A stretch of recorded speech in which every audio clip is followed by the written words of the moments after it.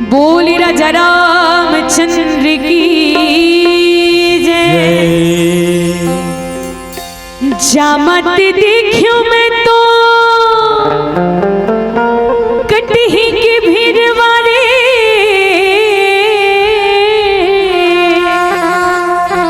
कटही के भीरवा मुहूर्त देखियो डार हो।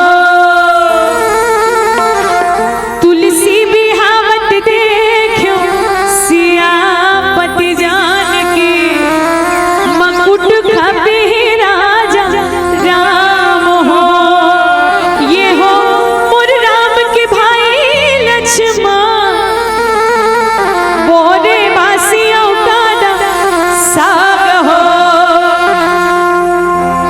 भरवाना गाड़ी के संगे गाड़ी बना ले भैया, गाड़ी बनाई ले जोरले बत्ती सो खाड़ी धान हो। छोटे छोटे मुसवा के गाड़ी बना ले भैया, जोरले बत्ती सो खाड़ी धान हो। ये हो मोर राम के भाई लक्ष्मण, बोरे बासियों का साग हो। आहा ला ला ला ला हो। तो चलो सुंदर सा भजन आप और हम सब मिल के गावा और मीठी मीठी ताली के साथ भजन में आनंद लेते गाना और गाना का। उड़ जाही रे चिड़ैया,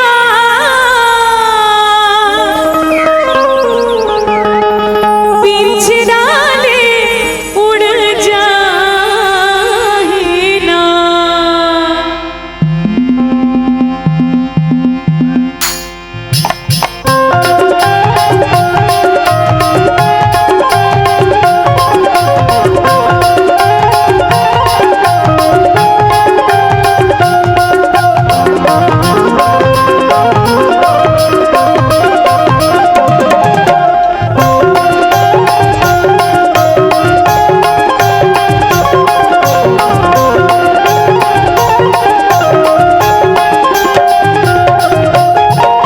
उड़ जाही रे चिड़ैया, पिंजरा ले उड़ जाही ना। उड़ जाही रे चिड़ैया, पिंजरा ले उड़ जाही ना। ई पिंजरा के कस दरवाजा, ई पिंजरा के कस दरवाजा खोले बिना खुल जाही। तो चलो जरा सबके हाथ बढ़ो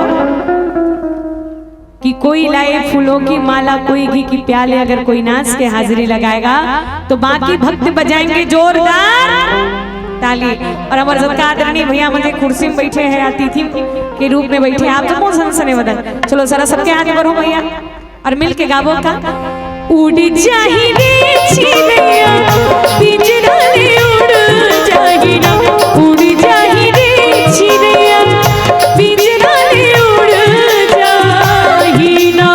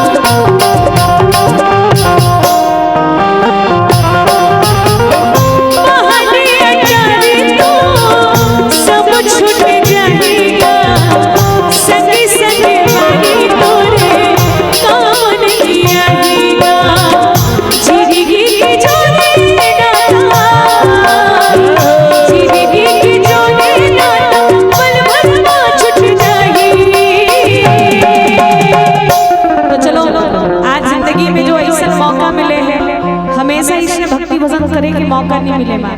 और देखो दाई ताली बजाए में रुपया लागे ना पैसा, अब अगले जन्म ला कौन जानती माँ भैला वो की भैसा काबर मझ झाड़ा मठारी नहीं तो दिखे